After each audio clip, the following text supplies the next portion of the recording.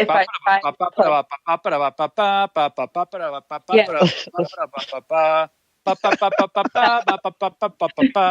Yeah, like that. Getting a concert now. You make a lot of friends doing that.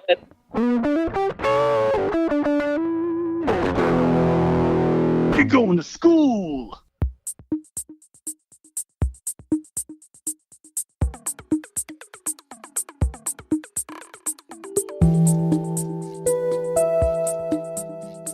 All right, let's get this show on the road, shall we? Sure. All right. Welcome, everybody, to another exciting episode of Stories from the Trail. I am your host, Reptar, joined by Daniel, and we have a special guest today, Amy, also known as Slider.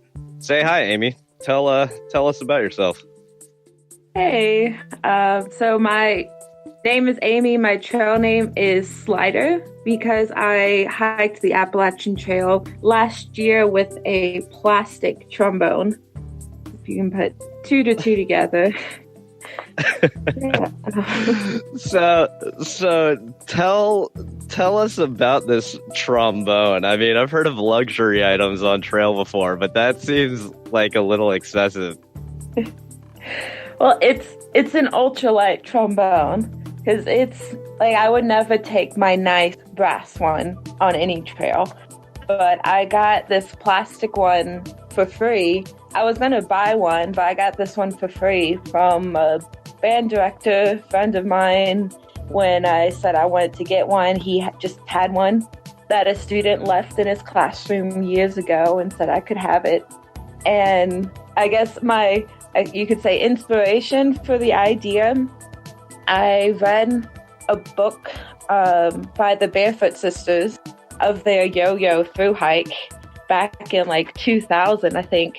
And they met a hiker named Tuba Man who hiked the entire trail southbound with a tuba, which is like 30, 40 pounds. I don't know how heavy it is, but he hiked with a brass tuba. And I didn't want to go that crazy, but I figured I know how to get a plastic trombone, and I made it work, and I don't regret it 1 second. So, for all the ultralight listeners out there, how much does an ultralight trombone weigh? So I had a case with it too because I couldn't figure out a way to just attach the trombone part to it. So with the case, it was 2.8 pounds. Oh, that's actually not that bad. No. Okay. No. Okay. I got a question. I used to play trombone, and I have questions. What about the slide? There's a kind of grease that you're supposed to put on the slide. So how does that work with the ultralight trombone? So for a brass slide, you do need to grease it regularly, but for the plastic ones, that same grease will cause stuff to build up and then make the slide basically useless. So with the plastic one, you don't have to grease it or anything. What about the little what's it called? The thing that you blow into? How does that work? Because I know the mouthpiece, That's all plastic too? Plastic mouthpiece. Yeah, plastic mouthpiece. That's amazing because I used to play in middle school band, and that's just I don't know. I've never seen that in my life. How does it sound compared to the other stuff? It doesn't sound as good. I mean, it's a plastic instrument. It doesn't sound great, but honestly, for me, it was better than nothing. Can you put something into the hole? I'm talking about one of those muffler things, or can you not do that with a plastic one? You mean like the bell? Yeah, the bell. I'm sorry. It's been since 7th grade that I've played trombone. Okay. Sorry.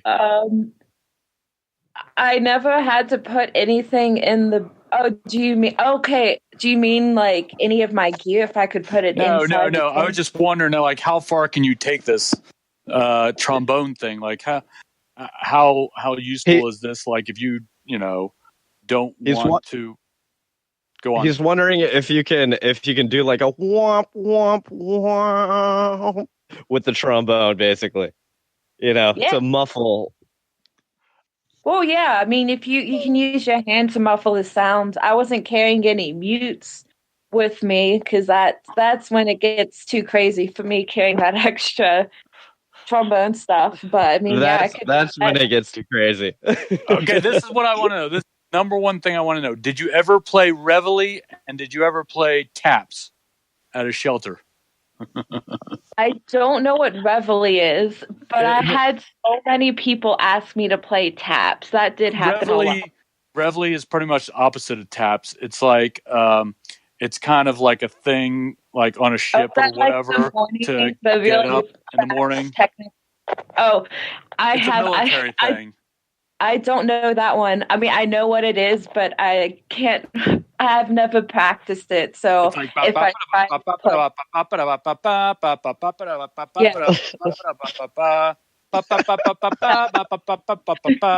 yeah, like that. Getting a concert now. You make a lot of friends doing that. I do know that one. I would not have been able to play it at that time. You would have made a lot of friends. I guarantee it. Yeah, nothing like waking up from the shelter to the sounds of the trombone playing.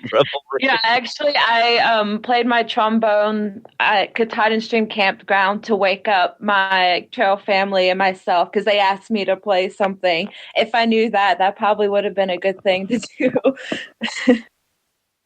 I bet it was a good thing to chase away bears. If you ever saw a bear, just freaking start blasting that thing.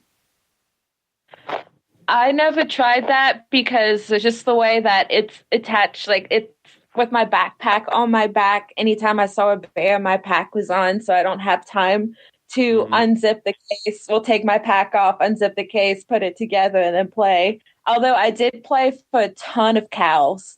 Cows love music. It was so cool. Yeah.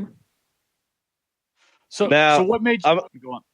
I'm curious now. Like, so you said that you played a bunch of music for cows. Is there anywhere that people can watch you doing this? Like watching you play the trombone on trail? Well, I have a couple of videos I took of myself on the trail, like on my Instagram account. And I'm in one of the Crawford family that hiked last year. I watched that. Yeah, I'm in one of the YouTube videos, and when I first met them, they asked me to play my trombone for them. So I'm in one of their videos. Where were you at when you played for them? Oh, that's a good question. Because I remember a girl named Pee-wee that they were talking to. I don't know if you ever met her. Yeah, I met her once, but we were going very different paces. I was like at the beginning of Pennsylvania. I know it was around like into Virginia, beginning of Pennsylvania. Okay, I'm gonna have to go back and look for that. Now, if people wanted to check out your Instagram, what is your Instagram handle? It's Trombone and Hike. That is very fitting. Yeah, and then "and" is spelled out AND. So Trombone and Hike. So. I'm curious, like, what was the general reaction of you hiking with a trombone to other hikers? Well, if they saw me coming up, like with the pack on and in the case, you can't tell it's a trombone when it's in the case, unless if you know what P-bone means, which is just short for plastic trombone. And it had like P-bone written in big letters on the case. So if someone did ask, a lot of times someone would just like stare, or I could tell they like double taked seeing this big thing on the back of my pack. But if someone asked and it's like, oh, it's a trombone, and it's just usually completely unexpected, they're just completely surprised. I had one guy. I had my trombone out at a campsite, and this other guy was hiking up, and then he saw me with the trombone out, and he was like, I heard about you, and he kept saying like, thank you for being real.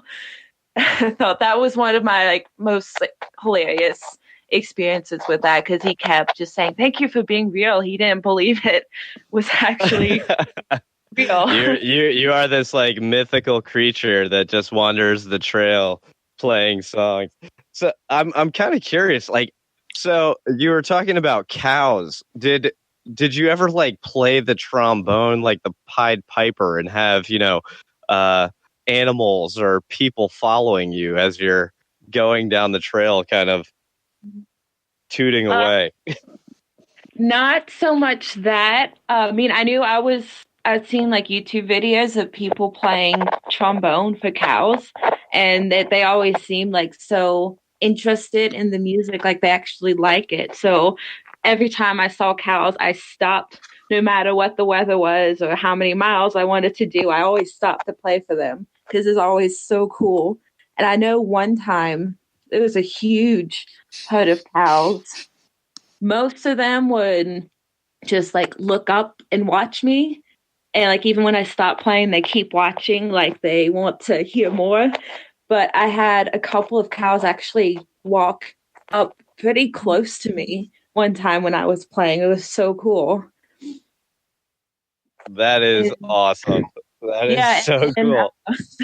I tried to, so in Grayson Highlands, I actually hiked with my trombone out of the case because I wanted to try and play for ponies. And naturally, that did not go as well. I think they were just trying to like lick or bite my trombone. I think they were just trying to get it because they like to like lick the salt off of like people's skin from like the sweat. And they're doing the same thing to my trombone. So I had to just put it away because I didn't want them to break it. Yeah, man, those ponies in the Grayson Highlands can be ruthless. You got to watch out for them. Yeah, they don't care about music. They don't appreciate the fine arts. Yeah. So what made you want to play a trombone on the trail? I mean, is trombone your instrument, or is that just what you had or got? Yeah, trombone is my instrument. So I have a music education degree, and okay. Well, in the past like 2 weeks, I found out I've gotten into I've heard back from 2 grad schools so far that I've gotten into to study trombone performance. So like trombone it's a huge part of my life. Aren't there 2 types of trombones? There's a tenor trombone and a bass trombone. And what was that one more like? Tenor. Okay, I figured. But there are more types of trombones than that, but like the main ones that people would major in is tenor and bass. And I also had another. Yeah. I'm sorry, I had another question. What about all the spit? I know some of the trombones, they have like little things that'll come out, and you have to like kind of dump it. Yeah, did it have anything like that?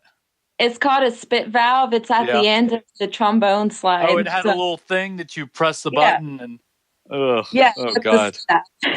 You're bringing me back to 7th grade. Ugh. It's awful times for all of us. Well, I used to like it'd be like I'd press the little button and it'd all come out on the carpet. I'm like, oh God, that's disgusting. And especially middle schoolers who don't know how to clean the instruments. I remember seeing one kid in my class in middle school. He let his spit out and it came out green. Oh my God. Yeah. Oh, that's gnarly. No. You know what happened? I bet he was like drinking an Ecto Cooler, and then he started playing trombone. And a little bit of that. It's like the Monster Energy drink. There you go. Yeah. That's outstanding. It was kind of gooey and gloppy too. It wasn't like the consistency that spit should be. That's weird. Oh, that's disgusting. Yeah. So aside from you carrying a trombone, did you ever meet up with any other musicians on trail that, were also carrying instruments and just kind of had a jam sesh? Yeah. So it's definitely something I want to work on more, but jam sessions aren't as much my thing because I'm more of a classically trained trombonist. But going into grad school, like I definitely want to do more jazz and actually learn how to improv and be able to jam on any future hikes that I will go on. But I don't know if you heard about Tunes. He carried a guitar with him. So he was he was a flip-flopper. So I met him in Delaware Water Gap, and we kind of played some together, but when it didn't really work out, probably because of me, he was much better at that than I was. We just kind of played some stuff on our own. But another time, I took a 0-day at the Yellow Deli in Vermont, and this. Oh yeah.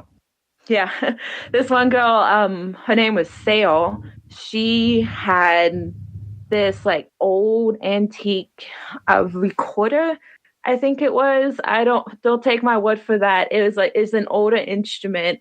And I think like a professor of hers gave it to her to take with her on the trail.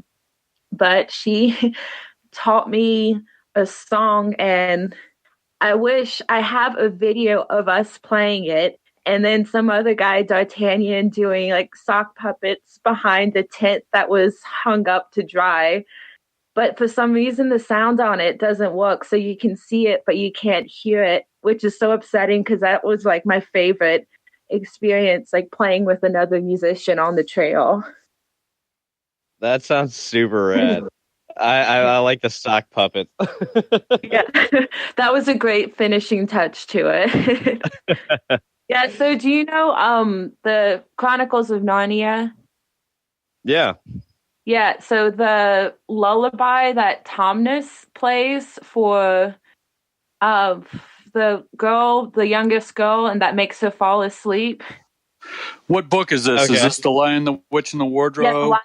Yeah, it's the first one. It's not the one that everyone knows. He plays. That's what we played, and what D'Artagnan did the sock puppets to. So I got a question. Was anybody ever not a fan of the trombone? No, at least not as far as I was aware. I think more people were just so shocked about it. Maybe they just didn't have time or space to not like it. I don't know, but from what people like said to me and my experiences interacting with people, no one seemed mad about it. But I also wasn't playing it past dark. Would you ask, like, hey, I'm sorry, would you ask people, like, hey, do you mind if I play my trombone? Yeah, so actually the morning, the night before I hiked up Katahdin, like with my trail family, because they asked me to play my trombone in the morning to wake them up. I was usually the first one up anyways. So you should play Friendly that day. Yeah. So we were kind of a larger group. I don't know if you heard about the Northbound Horde. No, I'm not familiar. Some of us hasn't. Yeah, there were a lot of us, and we actually 10 of us finished together, but like that's like half of us. Oh wow! Yeah, wow, so that's intense. Yeah, we ended up staying at a campsite because we didn't want to take up all the space in the shelter. Like we knew, like we weren't going to try and do that because we didn't want to like ruin it for other hikers who were hiking on their own. So when they asked me like that they wanted me to play my trombone the next morning, I went to like the campsites beside us and say, hey, I'm going to be up at like 5 tomorrow morning. I'm going to play my trombone. Is that okay with you? And they were all like, oh yeah, cool. That's fine. No one seemed to mind. Do you think that having the trombone altered the course or altered your hike at all in any way?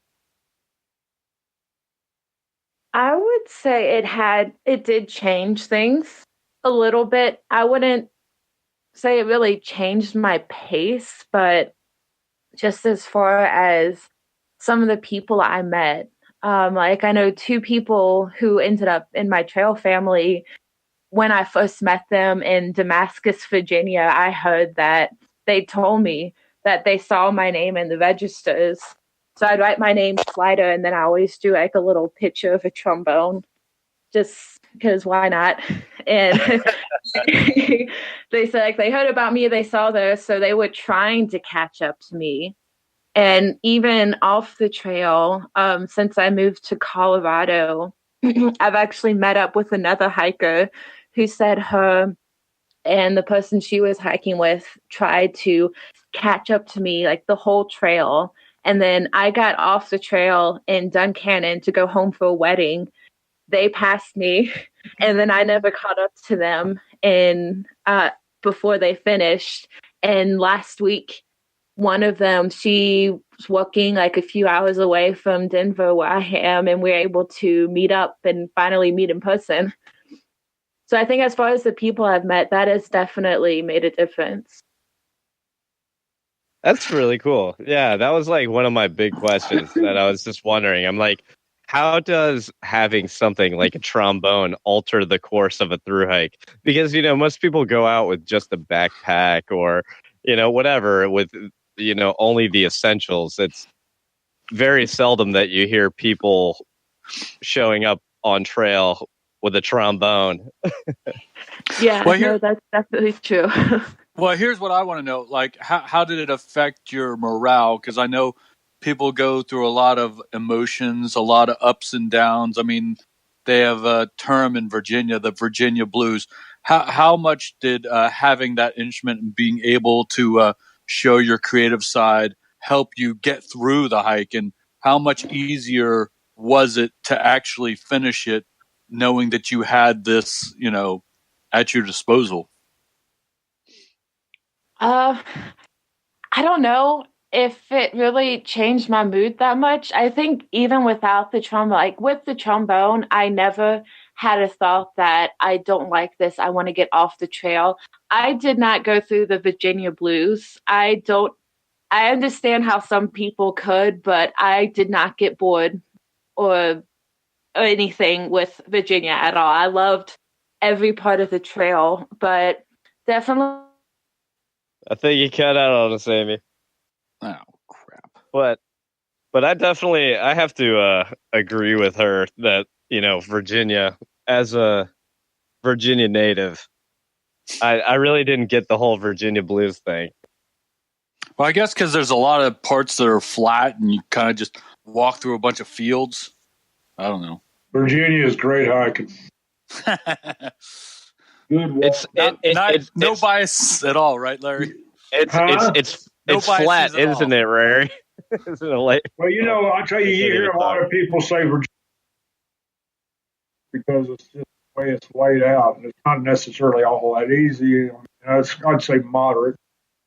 Given some good easy areas, but I don't know. It's just like smooth sailing through here.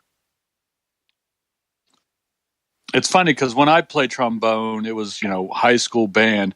Like, I think of trombone as more of a jazz instrument than anything. I mean, yeah, they're in orchestras and everything, but it seems like, the trombone and the trumpet, like those two brass instruments are really known for, in the jazz scene. Like if you go down to New Orleans, that's all you'll see is, trombones and trumpets playing up and down Bourbon Street and stuff.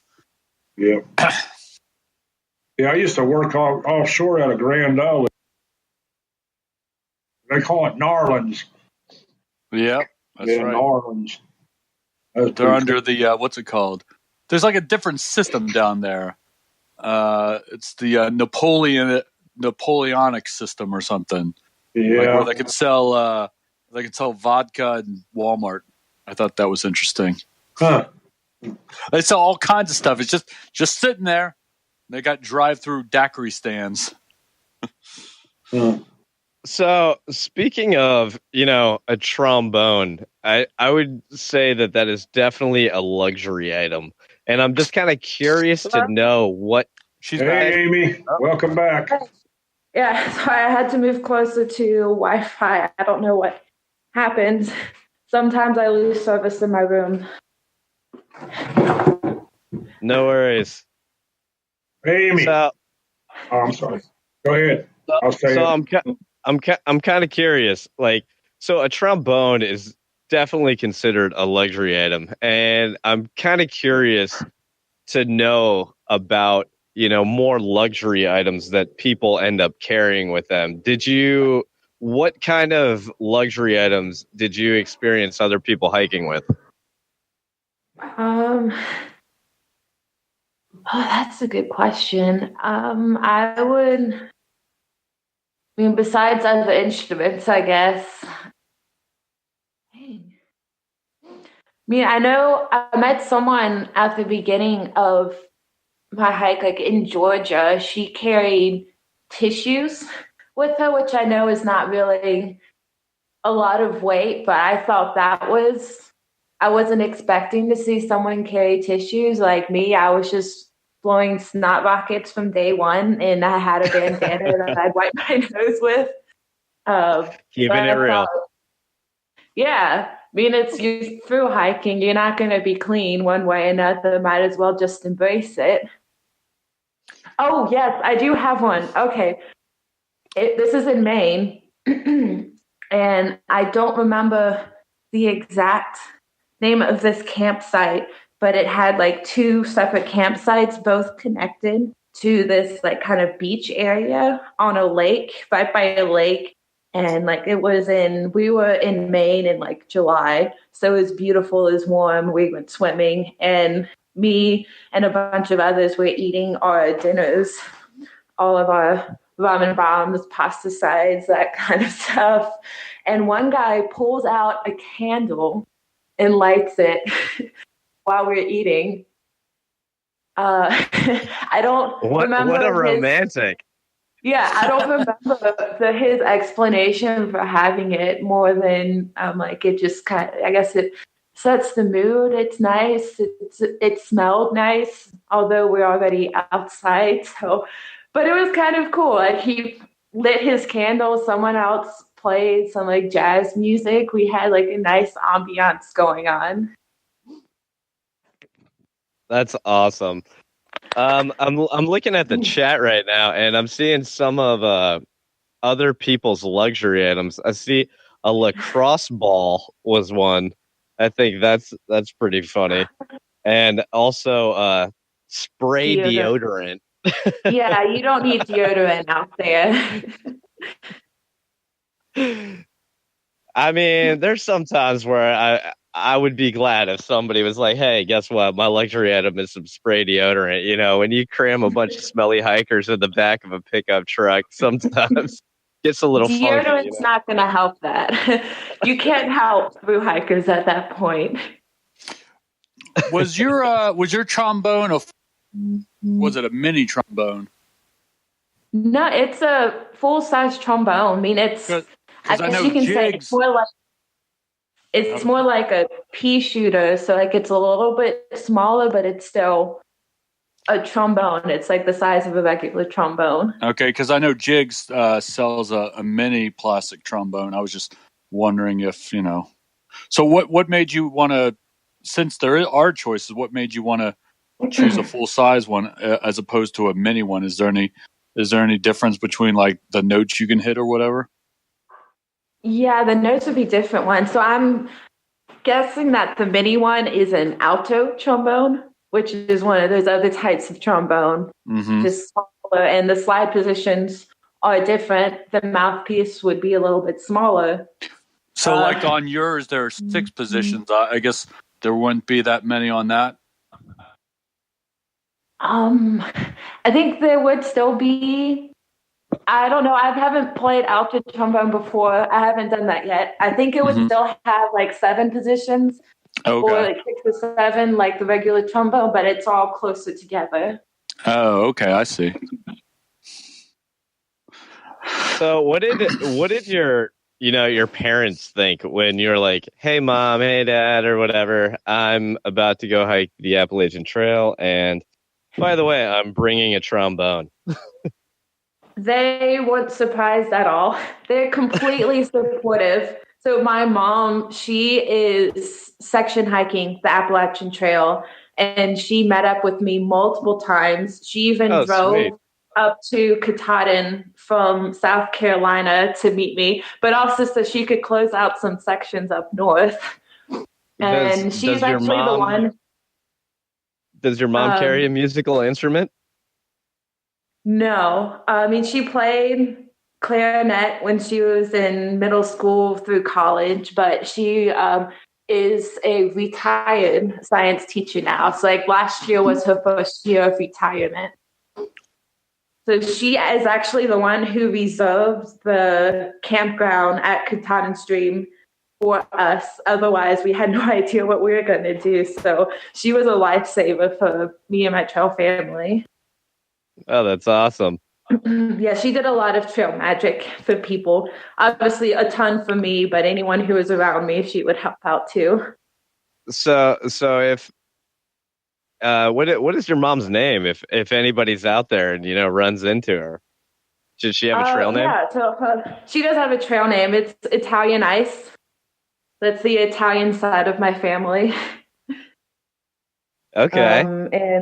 And my dad, he doesn't backpack as much now, but he did hike a few miles from the NOC. So if you're going northbound, there's like a 6-mile climb out of the NOC to a shelter. So he hikes there with me at night, and then he hiked back.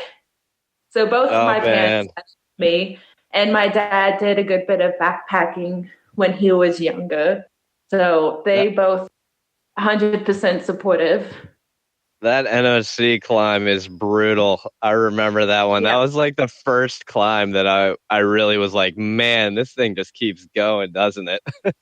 Oh, yeah. But I think for that one, it seems like most people after doing that climb, they stopped at that first shelter because it was completely full. Like shelter was packed and then all the tent sites were taken. I remember a lot of mice running around there because, the shelter was jam-packed when I got to it. But I remember we pitched just kind of like on a hillside, trying to find like a flat spot. And I just remember that night there were so many mice just like running over my tent and things. Did you ever experience that? No. Not really. I didn't have much issues with mice. I did see some, and I did have one. My food bag was in a bear box, and a mouse somehow got in there and bit a hole in the bottom of my food bag. So I only lost one granola bar, unfortunately, but I am still happy the hole is there because now I can empty the air out of my bag as I'm closing it that way. So it makes it a lot easier for me to get all the air out of my bag. So I'm actually kind of happy that happened. Take note, gear makers. You need a little air valve, I guess. Yeah. Otherwise, you can just cut a hole in the bottom of your bag, and it helps. The hole hasn't gotten bigger. You know what you could do with the air? You could use that air to blow up your air pad, like a snozzle bag. Ooh, that would have been helpful. My air pad, it always took like 5 minutes to blow mine up because mine needed a lot of air, and that it was very comfortable and it's very light, but that's like my least favorite part of setting up camp was blowing up my air pad. Because it took so long. What kind of sleeping pad were you using? It's a Q-Core SL. Okay. So like all of my backpacking gear I've gotten over the past like 7 or 8 years as birthday presents, Christmas, and whatever from my mom. So she helped a lot with that, and this one, it's much better than the one I was using before, so it just took a long time to blow up. That's super cool that like your family is so supportive. Like mine basically was like, all right, good luck, you're crazy. Don't get dead. I feel like that's the case for most people. Yeah, but I guess I was lucky. My mom and I, we got into backpacking at the same time. Like she would take us on a couple of like big hiking trips, like out west, because I grew up on the East Coast, and that was the first time I ever saw anything out west. We met some backpackers at the Grand Canyon, and that's what started us in that direction. Yeah, the Grand Canyon is amazing. And fun trivia fact, it was actually the most visited national park last year. It beat the Smokies? Yeah. Wow, because it's usually the Smokies. At least according to a TV show that I was watching the other night. Well, it could be completely false. I don't know, but according to the TV show, yeah, the three options were Yosemite, what was it? The Grand Canyon, and Yellowstone. Okay. It was a multiple choice. I believe that. So what was your base weight with the trombone? So I started off at 38 pounds. 38 pounds? Okay. That's what I started off with. So I think towards the end, I was more sticking around 30. Maybe it was like 30, 32, like low 30s. At most, I might get up to like 35 if I had to carry like more water or more food, but it stayed in that low 30 range. That's with food and water? Yeah. Okay. That's not bad, man. That really isn't bad, no. How much did it weigh? How much did the trombone weigh? 2.8 pounds. That ain't nothing. You get one of those. You get a tarp. You do the tarp thing, and you'd be all right. What kind of tent did you have? Did you have a tent, or did you hammock, or tarp, or what'd you do? I had a big Agnes Fly Creek tent, but it was a 2-person one too. The extra space was nice. But if I did another hike, I think I might go with a 1-person tent. Just because I do want to take my trombone on the next through hike I do, maybe try and lighten up in some other areas. So what's you're talking about another through hike with the trombone, no less. What is on the agenda? So right now it's going to be grad school. I actually just got an email like 5 minutes ago while I was talking to you guys that said I got accepted into another grad school. So I'm kind of jittery right now. So I've heard back from 3 grad schools and I'm looking to study trombone performance. And so far I've gotten into 3, still waiting for 1. So I'll be going to grad school for the next 2 years, somewhere in Colorado. And if I can afford it and save up enough money, maybe the PCT or CDT in 2 years when I graduate. But I want to triple crown with my trombone. Well, you know what you need to do now, living out in Colorado. You gotta do 14ers and take summit pics with the trombone. Oh yeah, I've done a couple of 14ers because I moved to Colorado. I finished the AT July 31st. And then I moved to Colorado like 3 weeks after that. So it was still warm enough that I got some summer 14ers in. But because I drove to Colorado from South Carolina, I couldn't fit too much stuff in my car. So I didn't have my P-bone with me because my good trombone took precedence over it. And thankfully about a month and a half ago, my mom sent my plastic trombone here. So once it warms up, I will start taking it up 14ers. That's awesome. Well, I will tell all my buds out in Colorado out there hiking up the 14ers to look out for you. Yeah, and something also is cool because the trek is in like Golden, Colorado. They host through hiker meetups every month. So like I've met a ton of other hikers here, and one of the hikers I met there is how I like saw your thing for this podcast. Like, oh, that looks really cool, and it's just awesome being able to talk to other people who have also done the exact same thing I've done. Just because you don't get that community off the trail, and it's nice to see a little bit of it even if it's only once a month. Yeah, for sure. Like those hiker meetups are super rad.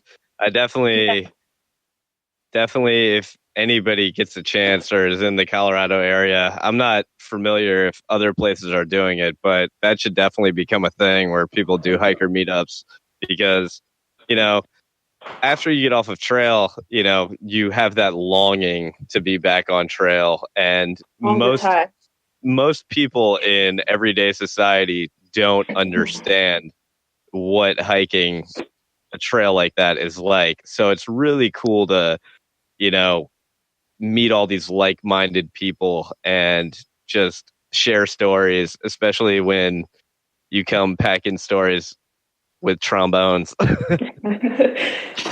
Hey, so you said your weight was what, 38 and then went down to 30 or something? What did you take off to get the weight off? 30 was a good day. It was anywhere between 30 and 35 pounds for the most part.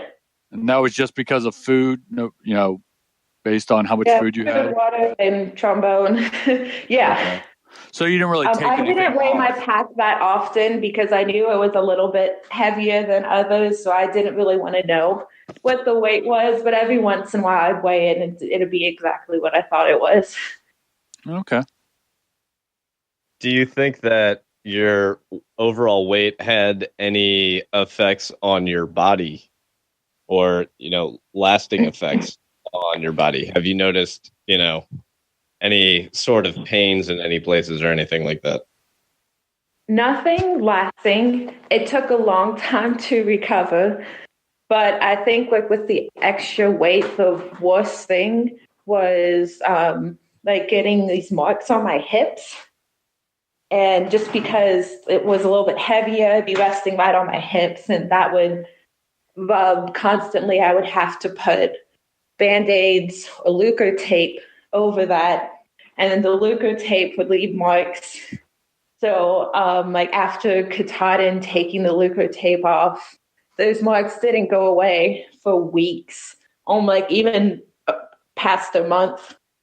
And then I don't even know how long it took before my feet didn't hurt anymore. But now, months, half a year after I finished the trail, I feel fine. I haven't tried to hike a 20-mile day, but I don't think I could do it right now very easily. So when did you start? If you finished in July, when did you start the trail? I started on March 10th. So almost to my trail anniversary. Wow. You were killing it. Yeah, you were crushing miles. Yeah, once I started hiking with my trail family, I was in Damascus. We were averaging 20, 25 miles a day. I did my first 30-plus mile day with them on my birthday in the rain. We did 33.3 miles. But yeah, we did a lot of miles like that together. But then towards the end, we slowed down and didn't do more than 15, 20 miles towards the end. So wait a minute, you did the trail in 4 months? 4 months and 21 days. That's still 4.5-ish. Incredible. That's amazing. Yeah, that's impressive. How many zeros did you take though? Well, I was off the trail when I went off for the wedding. Oh yeah, for the wedding. I technically that was 8 zeros. Oh my God! And you still finished in that short a time? I know, right? That is amazing. Yeah, that is. Yeah, that first day back after being off trail for 8 days was killer. I wanted to do 24 miles, and I got to 17 only because there was no water sources until that point I stopped. I would have stopped 5 miles earlier, but my feet hurt so bad.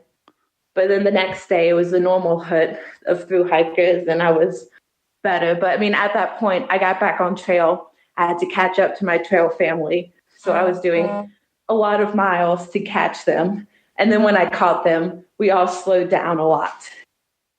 So I got to ask about the the hip chafe and the leukotape. What kind of pack were you wearing? I use an Osprey. So I actually went through 3 packs. So one of them was the one I've had for like years, and it fit me fine. But eventually, like, the hip belt wouldn't tighten anymore, so it kept falling down. So my mom had a spare one that she bought for me to use, and then the same thing started happening. It wouldn't tighten anymore. So I called Osprey, and because the type of pack it was, it didn't have an like interchangeable hip belt. You couldn't take that one off and put on a new one. They said I could order a new pack, any pack from them, for half off. So that's the one I finished the trail with. And I just want to give a quick shout out to Granite Gear for making a pack that actually has an interchangeable hip belt on it. Yeah, that would have helped a lot. I'm not bagging on Osprey. I do like my pack, but it definitely would have saved a lot of trouble. So, how much weight did you lose? Because you had to keep swapping out packs because you were, getting so skinny. How much weight overall did you lose while you were hiking? I think it was like just under, I think it's around 17 or 18 pounds. And like the last 10 pounds, I didn't lose until like the last month on the trail, like the last few weeks. I'm just checking the chat right now. Crazy Larry wants to know, did you ever come to an overlook and play your trombone to the wind just to hear the echo? No, but it was very windy on McAfee Knob.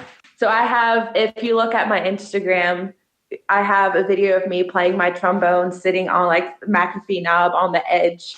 And I couldn't hear the echo because the wind took the sound away too quickly. But I'm surprised. I didn't think you'd be able to hear me in that video, but you can actually hear it pretty well. But that didn't happen. But I did play in Fat Man Squeeze in Grayson Highlands. Do you know that?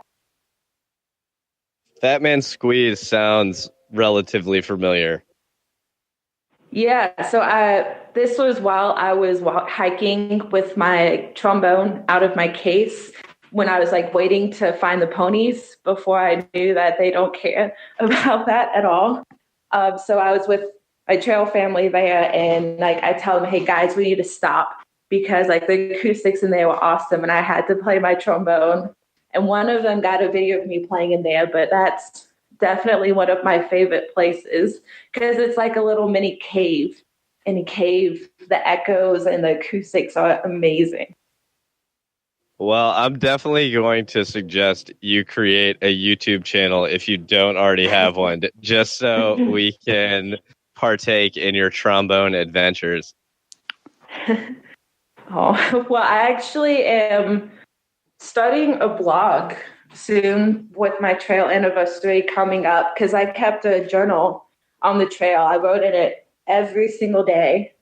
So I'm planning on sharing that once like my trail anniversary comes through. Anyone interested? Yeah, that's the picture. Someone found it on the chat. Oh my God, that is amazing. Yeah. But yeah, that's so definitely... where can people find the blog that you're creating? So I'm using WordPress. I haven't published anything yet, but it'll all be up by Sunday this weekend. But it'll be called Trombone and Hike. I think it's .wordpress.com or /wordpress.com. But the main part, it's the same thing as my Instagram handle, Trombone and Hike. Awesome. So, Daniel, do you have anything else to add? I don't know if we've hit the time limit yet, but I'm just, kind of wondering if there's anything else that we could add, or if anybody else in the chat has anything that they're wondering about.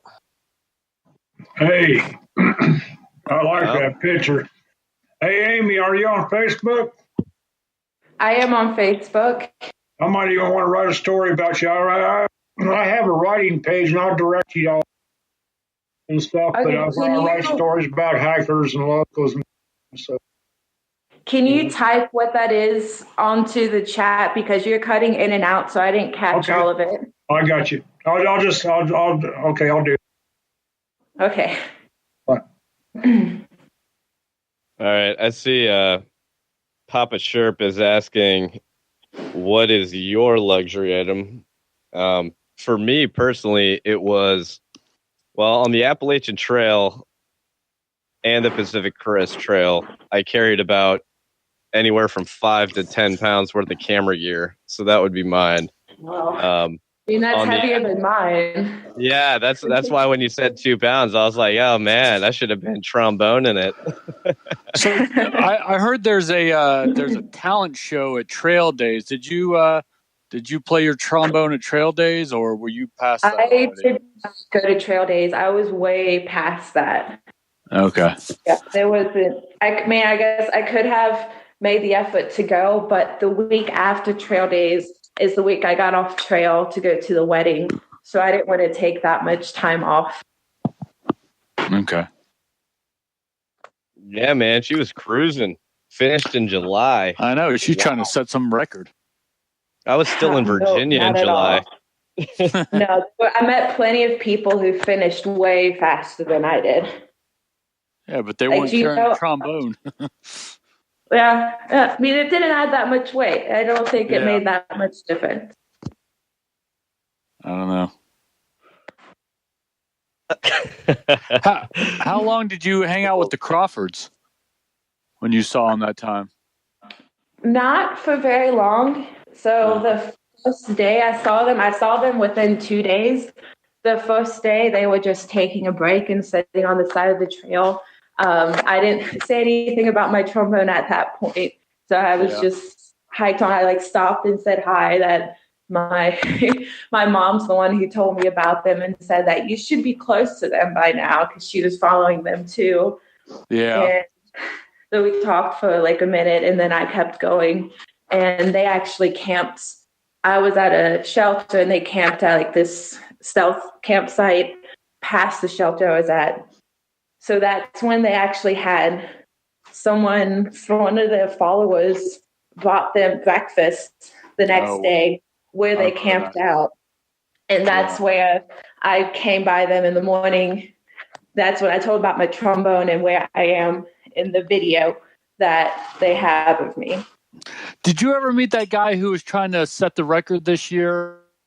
I did, yeah. I just met him. I was doing a walk for stay at Lonesome Lake Hut in the Whites, and that's where I saw him. Did he do it, or how did he do on that? I never updated on that. I'm curious. Who was the guy that attempted it? I can't remember what his name. I want to say his trail name's something Harvey, or his first name was Harvey. I'm not 100%, but Harvey sounds familiar. But I know he didn't quite make it. Oh, okay. Was he going for the fastest known time, or just fastest supported time? Yeah, fastest supported. Yeah, he was supported. Yeah. Yeah, man. Those people that try that, man, you're pumping out some serious miles. Yeah. My question is... Yeah. My question is how if you're doing something like that, how hard is it to meet them?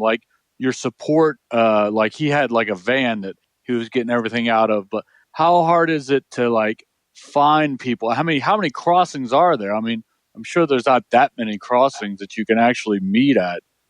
I don't know. For the AT, especially if you're running the trail, I think there's plenty enough for that, because the AT there are a lot of road crossings, and some of them are very remote and more private, but there's definitely enough. to be able to do what he was doing.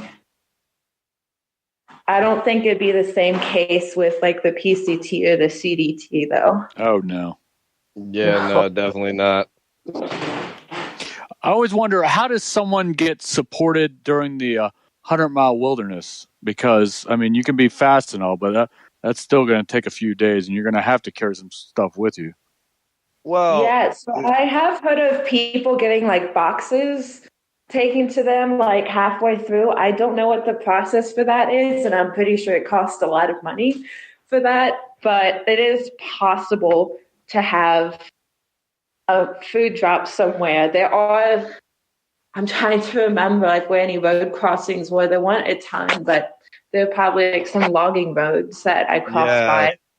Yeah, there's a couple different logging roads that go through the 100-mile. So, I mean, I think that's one common misconception is that the 100-mile is like totally remote. And while it is really remote, there are definitely road access points in the 100-mile. And I know they're just harder to get to. There's a service that I forget. It's, kind of one of the trail angels or something out there. You pay like $50 or something, and you basically load up a bucket, and they'll go and they'll hide the bucket in the woods for you. Actually, while I was hiking, I saw somebody dropping off buckets for hikers. Okay, I didn't know that much about it. Wow. Yeah, I know Gary did it. He talks about it in his book, and he said it's totally worth it. Yeah, I got kind of lucky on my hike, and there was a friend of mine that was tailing one of the girls that I was hiking with, and he actually had a truck with him and drove into resupply towards the end of the 100-mile, and we ended up with way too much food. So there was a couple people that I guess didn't spring for that, and so I was, at that point we were only 4 days out or something from Katahdin, and I was, dishing out mountain house meals and whatnot. Nice. Awesome. So on the completely opposite spectrum, I met a Sobo in the Whites who his trail name was 1K because he ended up not having enough food through the 100-mile wilderness. Like he packed for 10 days, but then I think it took him like either 12 or 14 days to get through there. So he was eating like 1,000 calories a day by the end of it. Holy smokes. Wait, how long did it take him to get through? At least 12 days. It was either 12 or 14, but enough that like his food rations was so small, he got his trail name from it.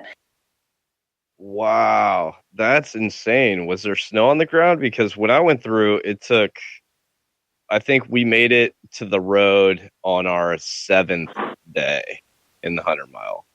Okay, so were you southbound too? No, I went Nobo.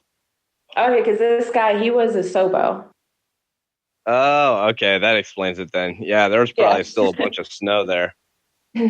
Well, no, I mean, I don't know if he said there was snow or anything, but I guess I didn't meet him until the Whites, so that he was in there at least maybe beginning June. I'm not sure. Well, I mean, that is a good point. I mean, for anybody that hasn't really done extensive hiking or anything like that, I know my mileage was really slow just starting from Georgia, and I can only imagine starting southbound with not having a lot of experience, because first of all, I think Mount Katahdin is probably the toughest mountain climb on the AT. I think that was like, it was still hard for me at that point, but also I had so much adrenaline because, like, my God, this is the last climb. We all hiked up that so fast. So we were ready to get there. It's very different. Like with Sobos going up, that's the first thing they see. I think that's worse than starting in Georgia.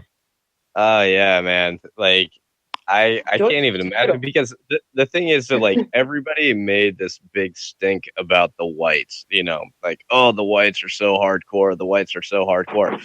And like, don't get me wrong, the whites are hardcore, but people don't realize like it doesn't stop there. Like Maine is equally, if not more brutal.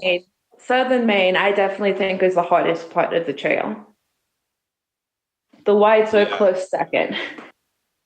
Yeah, I specifically remember crossing into Maine and being like, oh yeah, we made it through the whites, and then being like, wait, why is it so hard still? It's supposed to be easy now, right? Yeah, right. Exactly. So I think that's a big trail misconception that people have, that the trail's gonna let up after the whites, but it really doesn't. Definitely. Yeah, thankfully I knew what was coming, because the year before I thru hiked, I did a section hike in Southern Maine and New Hampshire. Thankfully, like, my mom was planning this with some others, and my like late birthday present was for her to take me with her. And I only did Wildcat in the whites, which that's enough to know what the whites are, because we hiked up Wildcat, so that was intense. Oh yeah, Wildcat is like infamous for being, I mean, it's almost straight up. Yeah, it's hard. But we also did a good chunk of like Southern Maine, and we did it as day hikes. We weren't backpacking. I guess you could call it more slack packing. We'd hike for the day and then stay at a hostel at night. And that's actually where I got my trail name, because I met a Sobo hiker who I hiked with for like 30 minutes before I was too out of breath to keep up with him anymore. But this guy, Billy Goat, I told him that I'm planning on thru hiking the next year and I want to take a trombone with me. So he came up with Slider. So it's short, simple, to the point.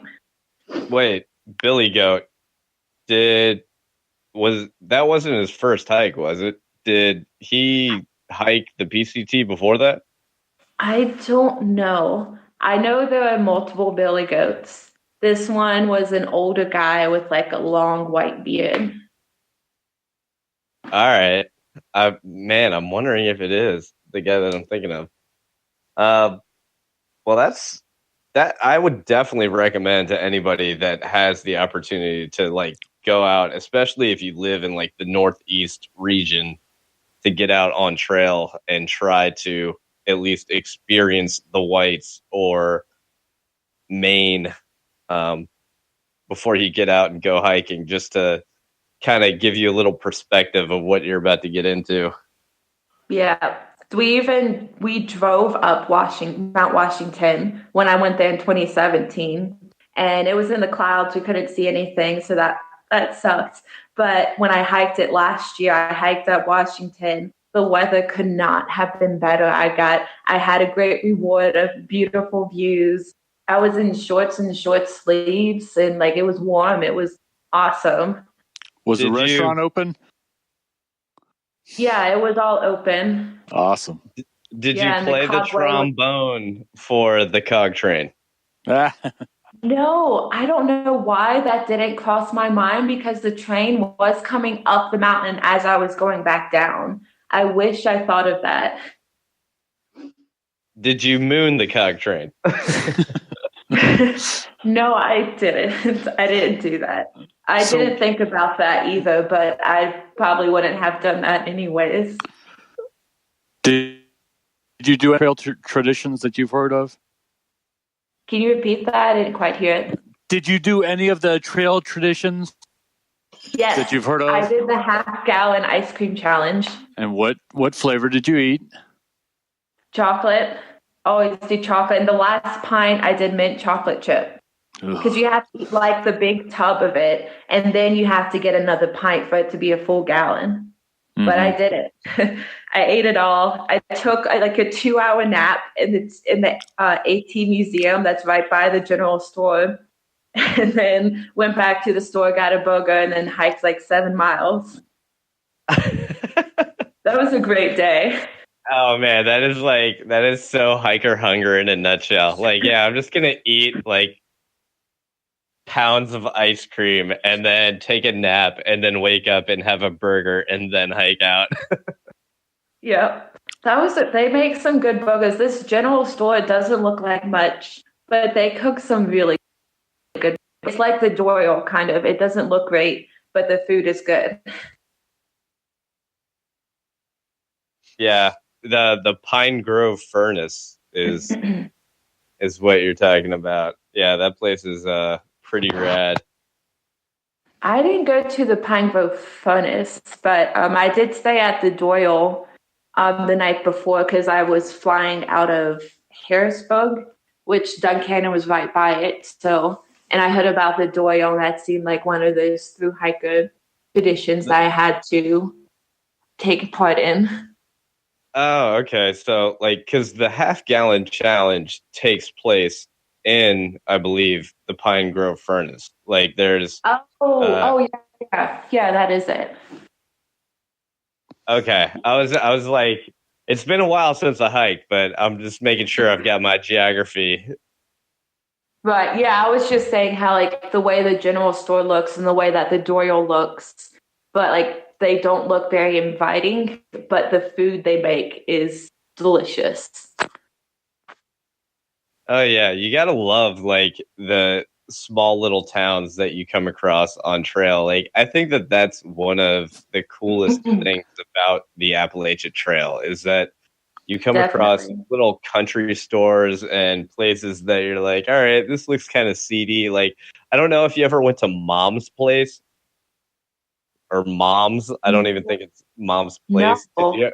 Okay, so I don't know if it's still around, but at least in 2015, like when you're hiking through the Tennessee, North Carolina area, there's this like little brick building with a sign out front it looks like it's spray painted on that says Mom's.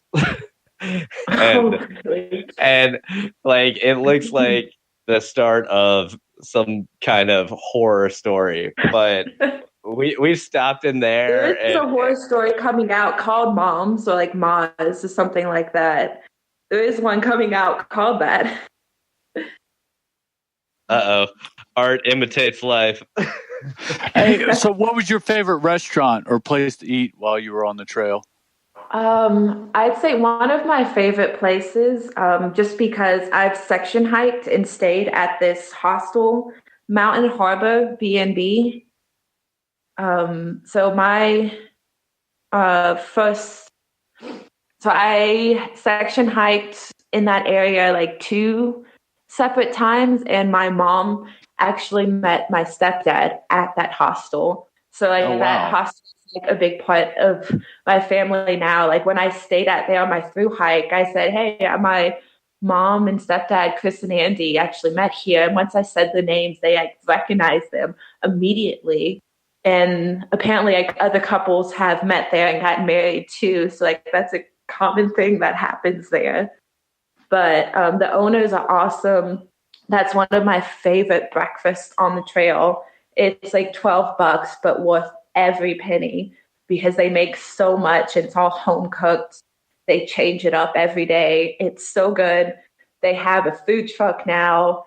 That food is amazing. And I love that place so much. I will keep going back there, at least the next time I'm on the East Coast. But that's around like that's in Tennessee, like close to the Tennessee, North Carolina border. Yeah. Okay. I was about to ask that because, I'm kind of a poser. I haven't done the trail yet, but I love asking questions. So that's why I'm on here. Yeah. I definitely recommend any hiker go stay at that place because that place is awesome. Cool. Did you get pancakes from the pancake lady? The pancake lady? Where is that? Yeah, there was a bridge like right as you cross into, I think it's Vermont from New Hampshire or vice versa. Yeah, New Hampshire. Yeah. Vermont, New Hampshire. I didn't see a pancake lady. Oh man, like pancakes, like one of my favorite breakfast foods too. I would have loved that. No, but I did meet the omelet guy, Carl. That omelet was massive. It was delicious. You gotta love the trail angels that provide these like amazing meals for hikers just because they live in close proximity to the trail. Yeah. I mean, the trail community is so rad. Yeah, and even like Carl, the omelet guy, he never hiked the AT. He told us that he always tells people that he's hiked the AT, the distance it takes from him to get to his truck to his setup to make omelets. So he just found out about this community and said that he wanted to be a part of it any way he could. So his story is awesome. He's like definitely like the true definition of a trail angel. Because he's retired and now he spends his days from like 8 to 2 or 8 to 3 every day almost making omelets for hikers. Speaking of trail angels, did you ever run into Miss Janet? That sounds familiar. I don't think I ran into her, but I know I've heard about her before. She was going too fast for that. You're probably not wrong. Yeah. Who is that? Yeah, Miss Janet tends to hang out. She's like the most popular person in the history of the Appalachian Trail. Okay, I know I've heard of her before, but I haven't met her. Where is she like located? She's just a trail angel that drives the bus up and down. So Miss Janet, she's like a legendary trail angel that has a van, also known as the Bounce Box. And what she does is she starts at Amicalola Falls, and she will be there for the hiker kickoff, which is coming soon. Gary will be there doing some recording. And it already happened last weekend. So what she does is she basically just follows the bubble all the way. Okay. Yeah, see, I was trying to avoid the bubble. Around Georgia up to Katahdin. Which is why I started a little bit earlier. Yeah, so I'm not surprised I didn't meet her then. Uh-oh. Did we lose Amy again? Can you hear me? No, she's there. Can you hear me? I'm still here. I hear you. Oh, sorry. I accidentally hit the headphone button. But yeah, I was saying because I started early March. I wanted to start March 2nd, but I ended up having to postpone to March 10th because I got sick and I coughed so much that I pulled a muscle over my rib cage. So I couldn't hike or really do anything. Which I'm definitely happy that I waited longer because I would not have met, like I have a truly amazing trail family and I wouldn't have met any of these people, I don't think, if I started on March 2nd. So I'm happy that happened, but I wanted to start early to avoid that bubble. And I think it was raining those days because the way I found the Crawford's channel is because I looked at like quitting the AT. And like the first day they were on the hike, they're like, we already want to quit. And it was just like pouring down rain that whole day. Oh yeah, they had that first week or so. That first week or so was miserable for them. Yeah, I think their start date was either the day I was going to or like one day off when I was planning on starting. It was the first. Oh, the first. Okay, yeah, so the day before I was planning on starting. Yeah. Wow. All right, boys and girls. Well, I think we've. This is enough, right? It's almost 2 hours. I think we're going on 2 hours fun now. Editing, Gary.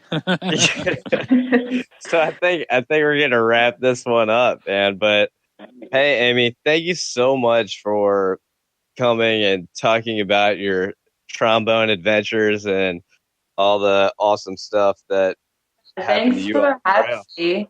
Yeah, thanks for having me. Any excuse to talk about the trail, I will take. Yeah, I mean, the fact that you hiked with a trombone is legendary. So big ups to you.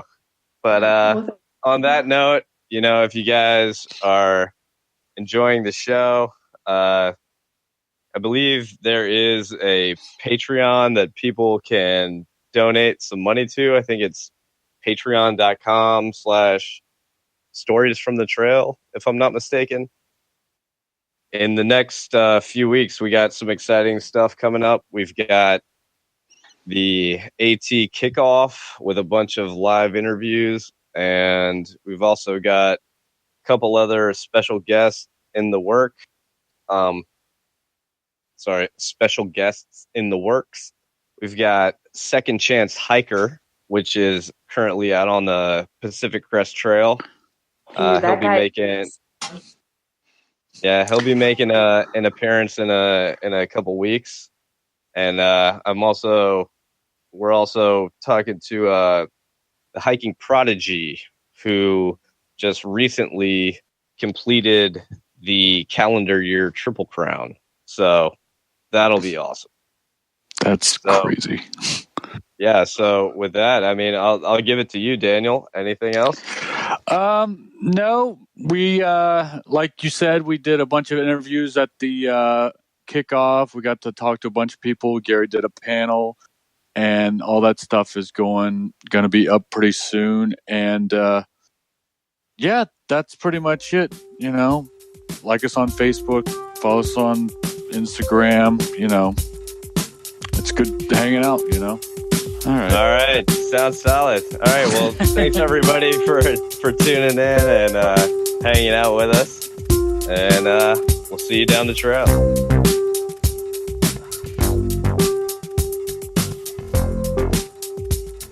Stories from the Trail is a production of thetrek.co. Zach Davis, editor-in-chief. Your hosts are Green Giant, Voldemort, and Reptar. The show is easy to find on pretty much any social media you can think of, as long as you know how to use Google and spell the name of the show correctly. Our theme music is by Lee Rosevere.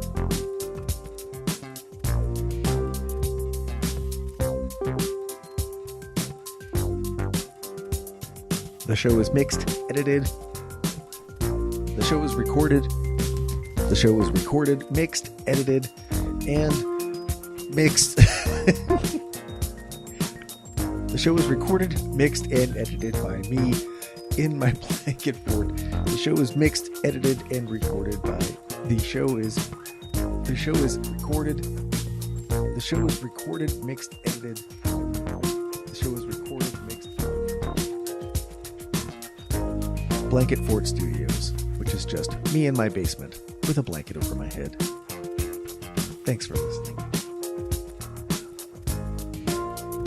We sound like Bob Ross on that one.